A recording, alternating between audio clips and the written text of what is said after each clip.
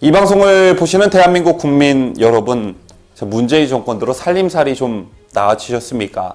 라는 질문에 흔쾌히 좀 나아졌다라고 대답하시는 분들이 과연 얼마나 될까 궁금한데요.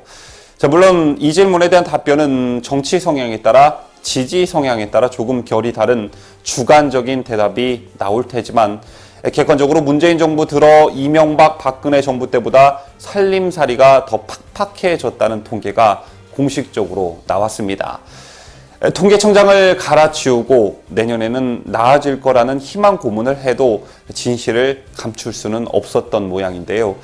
어제였던 26일 통계청에 따르면 올해 1분기 하위 10% 1분위 가구의 월 평균 소득은 80만 3천 원으로 전년 동분기 84만 1천 원보다 3만 8천 원, 마이너스 4.5% 감소했습니다. 문재인 정부가 출범하기 전인 2017년 1분기 95만 9천 원과 비교하면 정부 출범 후 2년간 저소득 가구의 소득이 15만 5천 원으로 퍼센테이지로 따지면 마이너스 16.2%나 줄어든 것인데요. 올해 소득 주도성 정책이 결실을 맺을 것이란 정부나 청와대의 설명이 구라였던 게 증명된 셈이라 파장이 예상됩니다.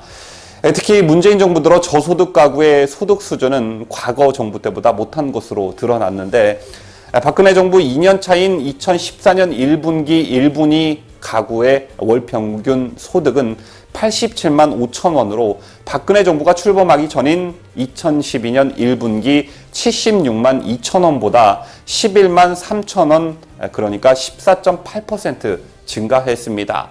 시간을 더 거슬러 올라가 이명박 정부 2년 차에는 1분위 가구 소득이 58만 3천 원으로 정부 출범 전 같은 분기와 비교해 1,816원, 마이너스 0.3% 감소하는 데 그쳤는데요. 가계의 소비 여력을 알 수 있는 처분 가능 소득도 문재인 정부 들어 감소폭이 커졌습니다. 올해 1분위 가구의 월 평균 가처분 소득은 정부 출범 전보다 18만 5천 원 감소했는데, 하지만 박근혜 정부 2년차 1분위 가구의 가처분 소득은 같은 기간 12만 7천 원 증가했고, 이명박 정부 때는 2만 7천 원 줄어든 것으로 나타났습니다. 이 같은 소득 격차는 근로소득 차이에서 비롯됐는데, 올해 1분기 1분위 가구의 근로소득은 2년 전보다 10만 원 감소한 반면 2014년과 2009년 1분기에는 각각 2년 전보다 2만 9천 원, 2만 2천 원 증가했습니다. 반면 기초연금 등 정부가 보조해주는 이전 소득은 문재인 정부 들어 가장 많이 늘었는데요. 올해 1분기 1분위 가구의 이전 소득은 2년 전보다 6만 9천 원 증가했습니다. 하지만 이명박 정부에서는 같은 기간 4만 9천 원 감소했고, 박근혜 정부에서도 5만 7천 원 증가에 그쳤습니다. 결국 정부가 나라 돈으로 보조해주는 이전 소득이 크게 늘었음에도 1분위 소득 감소가 이어지고 있다는 것은 여전히 일자리 문제가 해결이 안 되고 있다는 뜻인데요. 이 소식에서 여러분께서 주목해야 할 점은 기초연금 등 정부가 보조해주는 이른바 이전 소득이 눈에 띄게 늘었다는 것입니다. 저는 고향에 곧 90세가 다 되어 가시는 할머니가 계신데요. 며칠 전 할머니 앞으로 우편물이 날라왔는데 90 먹은 저희 할머니에게 근로장려금이 100만 원 가까이 나왔으니 찾아가라는 통지서였습니다. 그 통지서를 보고 아버지께서 고개를 갸우뚱하시면서 그야말로 나랏돈 풀면서 지지율을 연명하는 대책 없는 정부라는 그런 말씀을 하셨는데요. 이래도 대깨문 하면서 문재인의 변함없는 지지를 보내고 있는 국민들이 40%니 50%니 하는 것을 보면 참 답이 안 나오는 나라인 것 같아서 씁쓸해지기만 합니다.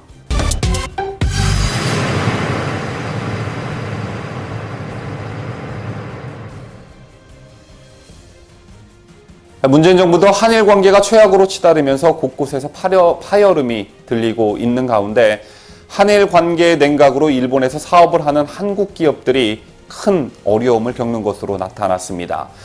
한국 제품을 일본에 판매하는 일본 법인 A사는 한국산을 강조하던 문구를 빼고 홍보 시에 한국산임을 알리지 않는다라고 하는데요.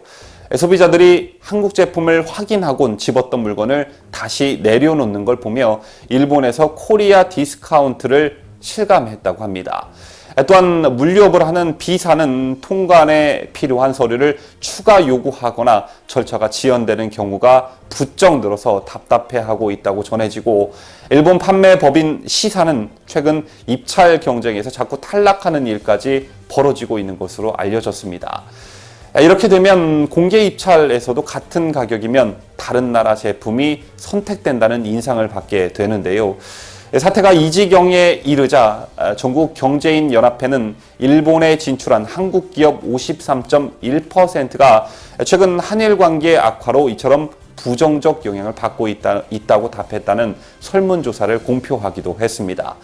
이에 따르면 신규 거래처 및 신사업 발굴 곤란이 37.3%로 가장 많았고, 일본 소비자의 한국산 제품 인식 악화가 28.8%, 증빙 서류 강화 등 일본 정부의 재량 권한 엄격화가 15.3%로 나타났습니다. 정경련은 주일 한국기업연합회 회원 202개사를 대상으로 4월 17일부터 5월 14일까지 설문조사를 한 뒤 64개 기업의 답변을 받아 분석했는데, 조사에 응한 기업의 31.2%가 매출이 감소했다고 답했습니다. 매출 감소율 20% 이내가 85%로 가장 많았는데요. 더욱 심각한 건 기업들은 한일 관계 냉각기가 상당 기간 이어질 것으로 내다봤습니다. 응답 기업의 26.6%는 한일 관계가 악화될 것으로 예상했고, 개선될 것이라고 답한 전망은 20.3%에 불과했습니다. 또 양국 관계가 개선되려면 2년 이상 걸릴 것이란 답변이 46%로 절반에 가까웠고, 1년에서 2년이라는 답변은 42.9%였습니다. 그러니까 문재인 정부가 끝나기 전에는 한일 관계가 개선되지 않을 것이라고 보는 것인데, 이에 따라 응답 기업 3분의 2는 양국 정부의 적극적인 노력이 필요하다고 답하기도 했습니다.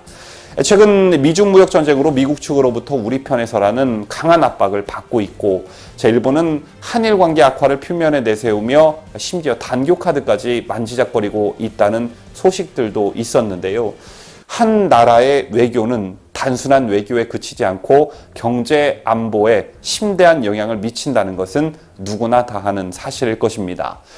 문재인 정부의 이념 편향적인 그리고 뭣도 모르는 아마추어 외교 때문에 고통받는 건 국민들과 우리 기업이라는 측면에서 볼 때 문재인 정권의 이른바 파탄 외교를 지적하지 않을 수가 없는데요. 외교 파탄, 안보 파탄, 경제 파탄, 동맹 파탄, 헌법 파탄, 그야말로 지네가 무슨 이곳저곳 다 파탄내는 다이나마이트도 아니고, 진짜 이러다가 대한민국 전체가 파탄나는 것은 아닌지 심히 우려스럽지 않을 수가 없습니다.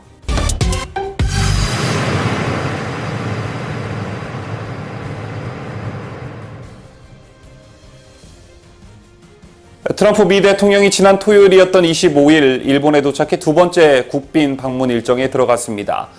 일본은 바쁜 트럼프 미국 대통령을 무려 3박 4일 동안 모시는데 성공했고, 미국, 일본 양국 간 우위를 만방에 과시할 수 있는 절호의 찬스를 잡았는데요.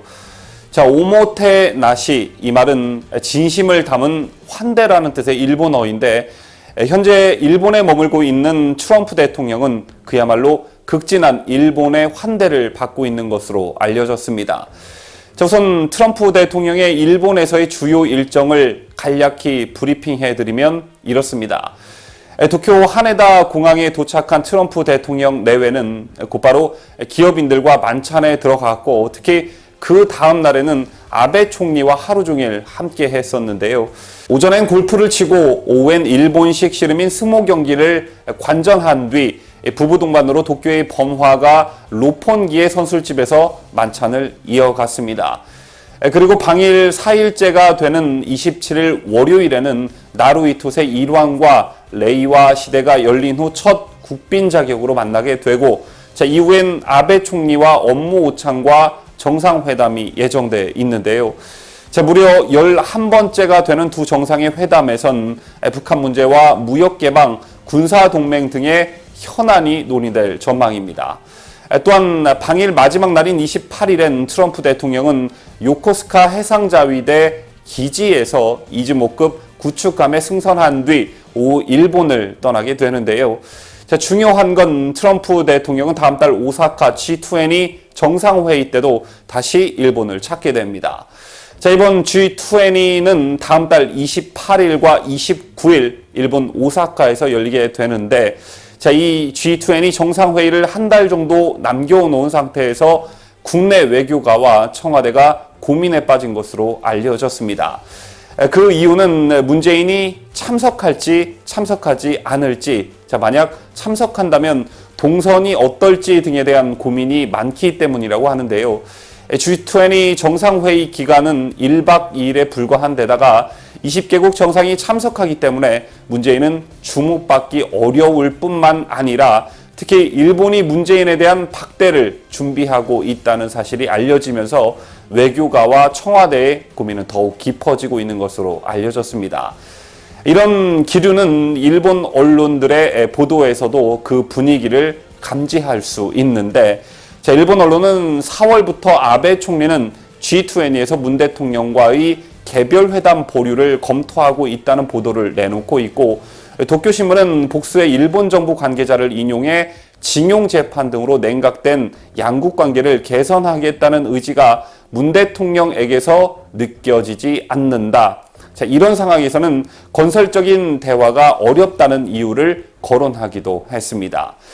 뿐만 아니라 일본은 대일항쟁기 한국인을 징용했던 일본 기업은 배상하라는 한국 대법원의 판결에 강력 반발하고 있고, 일각에서는 초계기 사건을 한국 정부의 친북 활동으로까지 의심하고 있는 상황입니다. 이 사건을 되짚어보면 동해 대화태 어장에서 조난당한 북한 선박을 위해 출동한 한국 해군 구축함과 해경 경비함이 한 발 뒤늦게 날아온 일본 해상자위대 초계기와 대치하며 레이더를 쏴 표면화되었었지요. 자, 그때 한국은 북한 선박에서 구조한 북한인 3명을 이틀 만에 북한으로 돌려보냈습니다. 자, 이에 대해 일본인 납북자 문제 해결을 위해 노력해온 니시오카 스토무 씨는 그 북한인들은 일본으로 탈출한 사람으로 알고 있다. 한국이 아닌 일본으로 탈출한 것은 그들의 결정이었다. 도중에 배가 고장나 구조를 요청했는데 한국이 먼저 달려와 구조했다. 그리고 그들의 자유의지를 꺾고 남북관계 유지를 위해 서둘러 북한으로 돌려보냈다라고 말했었습니다. 자, 이번에 한국 정부는 3명이 북한으로 돌아가고 싶다고 얘기했다고 밝혔는데요. 자, 니시오카 씨 주장에 동조하는 세력이 일본에 많이 있다면 오사카에서는 G20 정상회의 기간 중 반북과 함께 문재인에 대한 반문을 외치는 시위가 일어날 수도 있는 상황입니다. 자, 여기에다가 문재인이 오사카에 간다 해도 트럼프 대통령과 정겨운 만남을 갖긴 상당히 힘들어 보이는데요. 자, 아베 총리는 2017년 11월 도쿄에 온 트럼프 대통령과 일본이 만들어 온 자유롭게 열린 인도태평양 전략을 공동 외교 전략으로 삼는데 합의했습니다. 자, 그리고 서울에 온 트럼프 대통령은 문재인에게 동참을 권유했지만 트럼프 대통령이 떠난 뒤 청와대는 불참을 발표했었지요. 자, 그리고 지난 4월 워싱턴에 간 문재인은 트럼프 대통령과 사상 초유의 2분짜리 단독 회담을 했었습니다. 자, 이런 이유로 트럼프 대통령이 오사카에서 문재인을 반갑게 맞이할 이유가 전혀 없어 보이는데요. 더군다나 아셈이나 G20 정상회의 같은 다자 정상회의는 영어에 능통하지 못하거나 국제 문제를 주도하지 못하는 손님 국가의 정상은 그야말로 왕따 신세가 되기 십상입니다. 자, 그걸 문재인이 여러 차례 증명하기도 했었는데, 자, 여러 국가의 정상이 모인 자리에서 다른 정상들은 담소를 나누고 있는데 혼자만 멀뚱멀뚱 거리기나 하는 등의 어색한 장면이 연출되면서 이를 지켜보는 국민들을 그야말로 쪽팔리게 만드는 경우가 지금까지 한두 번이 아니었습니다. 그래서 이런저런 이유로 문재인이 G20 정상회의에 가지 않을 것이다라는 예측도 조심스럽게 나오고 있는데요. 그 대안으로 오사카 G20 정상회의에 이낙연 총리가 갈 것이다라는 예측들이 점점 고개를 들고 있습니다.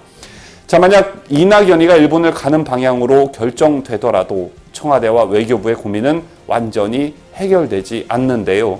자, 문재인이 G20에 안 가든 아니 못 가는 타당한 이유를 밝혀야 하는데, 자, 뭐 아프다고 할런지 바쁘다고 할런지 아니면 촛불은 일본 방문을 허락하지 않는다라고 할런지, 자, 과연 뭐라고 할지 저도 궁금해집니다. 자, 여러분께서도 알고 계시다시피 트럼프 대통령 또한 문재인을 만났을 당시 한일 관계 개선을 노골적으로 요구했다고 하고, 자, 무엇보다 북한과 대치하고 있는 우리 입장에서는 일본의 북한에 대한 정보력이 절실하게 필요한 입장입니다. 자, 그런데 이념에 젖어 그리고 그저 반일 감정을 정치적 도구로 삼으려는 얄팍한 생각에 젖어 외교를 이딴 식으로 끌고 간다면 결국 고립되고 손해보는 건 한국이겠지요. 더군다나 최근엔 청와대와 외교부의 갈등까지 표면화되면서 엘리트 집단인 외교가에서는 그래, 청와대 니네가 알아서 한번 해보라는 식의 수동적 업무 행태가 만연하다고 합니다. 핵으로 무장한 북한의 압박은 계속되고 중국의 한국에 대한 무시는 최고조에 달했으며, 자, 미국과 일본은 그 어느 때보다 견고한 밀월관계 양상을 띠고 있는데, 자, 이게 왕따 신세가 아니고 도대체 뭐가 왕따 신세겠습니까?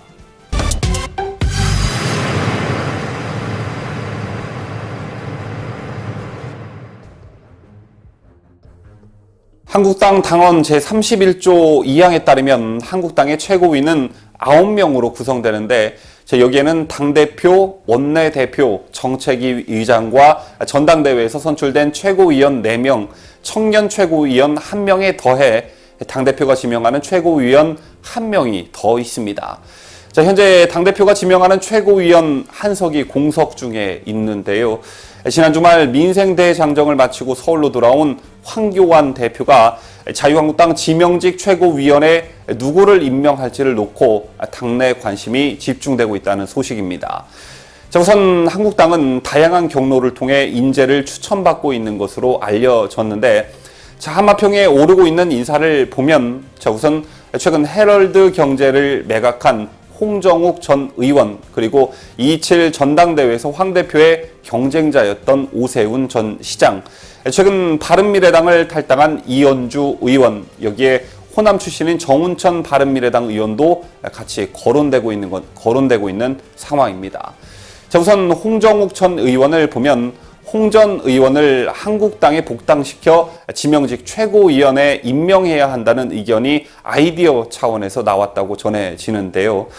홍 전 의원은 당 안팎에서 복세 추천을 얻은 것으로 알려졌는데, 한국당 한 관계자는 홍 전 의원은 19대 20대 총선에 불출마해 우리 당의 옛 과오로부터 상대적으로 자유롭고 7막7장 세대에 어필할 수 있는 강점이 있다며 과감히 지명직 최고위원에 임명해 정계에 본격적으로 복귀할 길을 열어줘야 한다는 목소리가 있는 것으로 안다고 전했습니다. 또한 유력 후보 중 한 명으로 꼽히는 이현주 의원은 재선으로 정치적 체급을 갖췄고 한국당 내의 계파 구도에서 자유로운 포지션에 있다는 점이 장점으로 부각되고 있는데, 지난 24일엔 경북 구미 박정희 전 대통령 생가를 참배한 데 이어 보수의 심장 대구에서 이승만 학당 특강을 하는 등 뚜렷한 보수 행보로 한국당과의 정치적 거리를 연일 좁히고 있는 상황입니다. 특히 이현주 의원은 황 대표와 개인적으로 인연도 있는데요. 사법연수원 시절 황 대표와 이 의원은 사제지간이었습니다. 법조 관계자는 현직 법조인들은 연수원에 있을 때의 과중한 업무로부터 벗어나 마음의 여유를 갖고 제자들을 챙긴다며, 연수원 사제지간이라는 관계는 세간의 인식보다 대단히 가까운 사이라고 귀뜸하기도 했습니다. 이 밖에도 난데없이 정운천 바른미래당 의원도 지명직 최고위원 후보군으로 거론되고 있는데요. 한국당 핵심 중진 의원은 내년 총선에서의 비례대표 정당 득표나 2022년 대선까지 내다보더라도 호남에서 5%를 득표하느냐 10%를 득표하느냐에 따라 당락까지 뒤바뀔 수도 있다라며 호남에 다가가기 위해서라면 정의원을 영입해 지명직 최고위원으로 임명하는 게 좋다라고 주장하기도 했습니다. 황 대표도 민생 대장정 과정에서 호남을 거듭 찾으며 마음의 문을 열겠다고 공언한 상황인데다가 또 지난 3일에는 전주역에서 정의원과 조우하기도 했는데, 보수파 대통합이라는 상징성과 호남 배려라는 측면에서 유력한 카드 중 하나로 여겨지고 있는 상황입니다. 일각에서는 9월 정기국회를 앞두고 큰 폭의 정계 개편이 일어날 수가 있고, 이 경우 정치적 체급이나 상징성이 매우 큰 인물이 한국당에 합류할 가능성을 배제할 수 없기 때문에 지명직 최고위원을 섣불리 임명할 이유가 없다는 어떤 신중론도 고개를 들고 있는 상황인데요. 홍정욱, 이현주, 오세훈, 정운천, 구독자 여러분의 생각은 어떠십니까?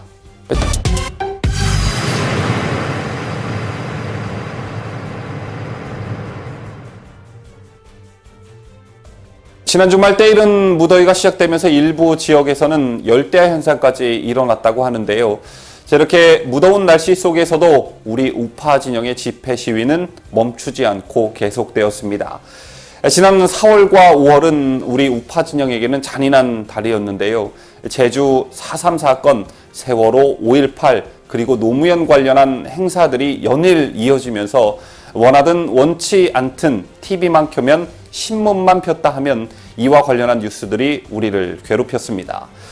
며칠 있으면 5월이 끝나고 6월이 시작되는데요. 6월달이 호국 봉헌의 달인 만큼 전세가 역전되는 그런 달이 되기를 바라면서 지난 주말 있었던 집회 소식을 전해드리도록 하겠습니다.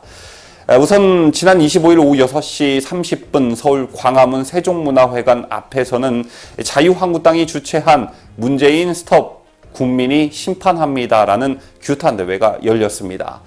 특히 이날은 한국당 황교안 대표가 18일간의 민생투쟁 대장정을 끝내고 서울로 돌아온 날이라 그 관심도가 더 컸었는데요. 이날 한국당의 도심 집회는 6번째였습니다. 이렇게 장외 집회가 장기화되면서 집회에 대한 관심도도 떨어지고 피로감이 누적되는 것 아니냐는 우려도 나왔었는데, 그런 우려와는 달리 굉장히 많은 당원들과 시민들이 자리를 가득 메웠습니다. 이날로 19일간의 민생대장정을 마무리하는 황교안 대표와 나경원 원내대표의 연설도 한층 격해졌는데요. 환호를 받으며 붉은색 카펫이 깔린 단상 위로 오른 황 대표는 4,000km를 달리며 국민 속으로 들어갔다라며 어렵고 힘든 국민의 삶의 모습을 보며 좌파 폭정을 막아야겠다고 단단히 결심하게 됐다고 포부를 밝혔습니다. 그러면서 황 대표는 역대 최악의 실업률로 우리의 아들, 딸들이 갈 곳을 잃었다. 급격한 최저임금과 52시간 정책으로 기업이 망가지고 서민들의 삶이 가난하고 팍팍해졌는데 누구도 책임지지 않고 있다. 4대 강보를 해체한다고 해서 농사를 지을 물이 말라가고 있다. 등등의 문재인 정부 실정을 조목조목 꼬집기도 했습니다.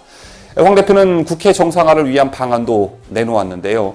정부 여당이 일방적으로 처리한 패스트트랙을 사과하고 한국당이 제안한 선거법 개정안을 수용하라는 것이 황 대표가 내놓은 국회 정상화에 대한 조건입니다. 또한 연일 비판 강도를 높여가고 있는 나경원 원내대표는 문재인 대통령은 좌파 독재의 화신이라며 대한민국을 갉아먹고 있는 정부를 심판하자고 외쳤습니다. 나 원내대표는 문재인 대통령은 우리를 독재자의 후예라고 부르는데 그런 말할 자격이 없다라며 3대 세습 독재를 모른 척하고 북한 인권을 몰라라 하는 문재인 대통령이야말로 좌파 독재를 하고 있다라고 일침을 가했습니다. 지도부 연설이 끝난 뒤 집회장엔 달의 몰락이란 제목의 가요가 흘러나오기도 했었는데요. 지지자들 사이에서 달림이라고 불리는 문재인을 겨냥한 선곡이었습니다. 일부 행사가 끝나고 황 대표와 나 원내대표 등은 청와대 인근 효자동 주민센터까지 가두 행진을 벌였습니다. 다음은 대한애국당 집회 소식입니다. 역시 주말이었던 25일 대구에선 천만인 무죄석방운동본부가 주최하고 대한애국당이 주관한 제125차 태극기 집회가 열렸습니다. 대구의 더위를 무릅쓰고 많은 애국 시민들이 참여한 이날 집회는 서부정류장 일대와 서남시장 일대에서 잇따라 열렸는데요. 대한애국당 조원진 대표는 문재인 정권의 폭정을 막고 연동형 비례대표제를 통한 장기 집권 음모를 막기 위해서는 대구 경북 시도민의 힘이 필요하다며 동참을 호소했고, 박근혜 대통령의 탄핵은 잘못된 것이기 때문에 자유한국당 내 탄핵 주동 세력들에 대한 인적 청산과 심판을 해야만 진정한 보수 대통합이 가능하다는 애국당의 보수우파 대통합론을 거듭 표명했습니다. 대구 지역신문 등에 따르면 특히 이날은 일반 시민들의 참여와 호응이 어느 때보다 높았고, 상가 주변의 사람들도 거리로 나와 환영과 박수를 보내기도 했습니다. 또한 자유한국당과 대한애국당의 정당 차원에서의 집회 말고도 두 가지 주목할 만한 집회가 더 있었는데요. 조선 일본에서 있었던 태극기 집회 소식입니다. 제1동포 1세에서 3세로 구성된 대한민국 자유민주주의를 지키는 제1협의회는 25일 오후 3시에 일본 도쿄 TKP 이치카야에서 집회를 개최했는데요. 제날 집회의 캐치플레이즈는 문재인 정권 규탄 집회였습니다. 대한민국 자유민주주의를 지키는 제1협의회는 문 정권이 자유민주주의를 파괴하고 있다고 규정하고 고국의 국민들에게 힘을 불어넣기 위해 집회를 개최했다고 밝혔는데요. 특히 이들 단체는 문 정권의 망국 정책을 5가지로 아주 일목요연하게 정리하기도 했습니다.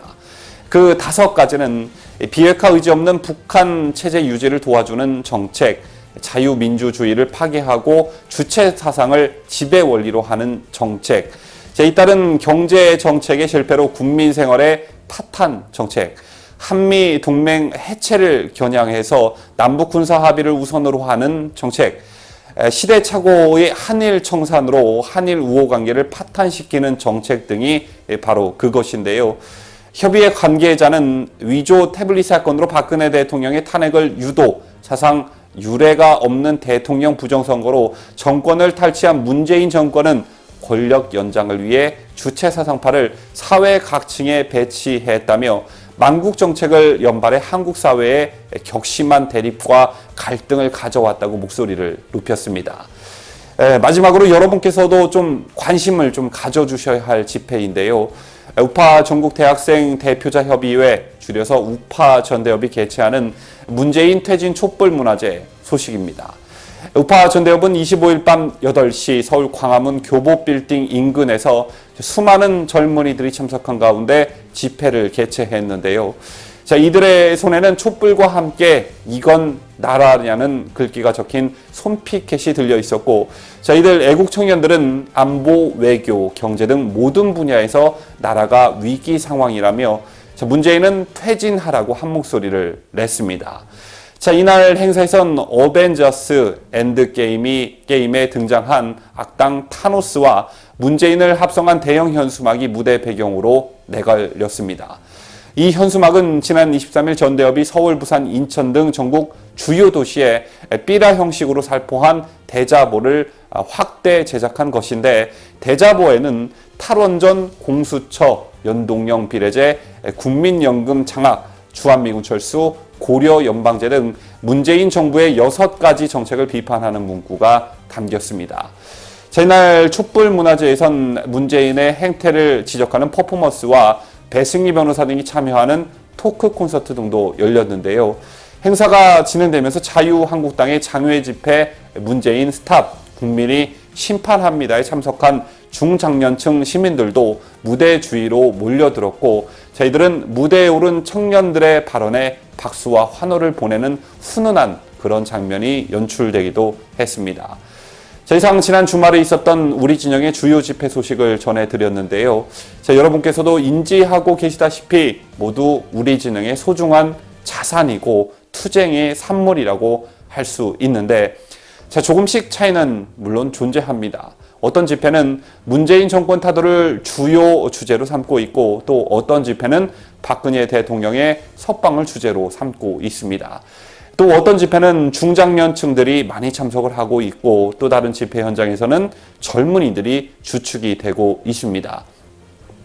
인터넷 댓글과 우파 커뮤니티 사이트를 좀 둘러보면 어떤 집회가 좋다, 진짜다, 이 집회는 아니다, 가짜다 등 이른바 편가르기를 하려는 글들을 심심치 않게 찾아볼 수가 있는데요.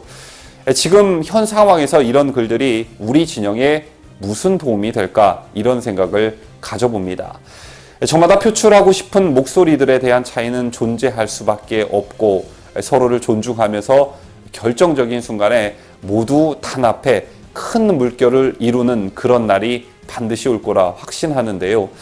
촛불로 탄생한 정권 태극기로 쓰러뜨리는 그날을 여러분들과 함께 학수고대해 봅니다. 청와대가 좌파들로 장악되었다. 이것은 대한민국에게만 문제되는 것은 아니고 미국에게도 큰 문제이다. 한국의 보수들이 효과적인 반대를 못하여 왔다. 한국의 보수들이 더 결의를 다져야 한다. 이 말은 방한 중인 고든창 변호사가 대한애국당 조원진 대표를 만나서 한 말이라고 합니다. 지금 이 시국에서 굉장히 의미 있는 말이라 여러분들께 전달해드리고 싶었는데, 청와대가 좌파들로부터 장악되었다는 사실은 모두가 다 아는 사실이고, 좌파들 중에서도 소위 운동권 출신들의 극성 좌파들로 포진되어 있다는 사실 또한 어제 오늘 일은 아닙니다. 자, 그리고 그들이 끌고 간 지난 2년의 대한민국은 그야말로 참혹했고 그 결과들이 이제 곳곳에서 표출되고 있습니다. 이런 와중에 한 가지 희망적인 것은 대한민국의 양심 있는 국민들과 우파들이 서서히 깨어나고 또 일어나고 있다는 점일 텐데요. 고등창 변호사가 말한 효과적인 반대가 무엇인지 이젠 곰곰이 생각해 봐야 할 시점이 바로 지금이 아닌가 싶습니다. 저희가 준비한 소식은 여기까지입니다. 끝까지 시청해 주신 여러분 대단히 감사합니다.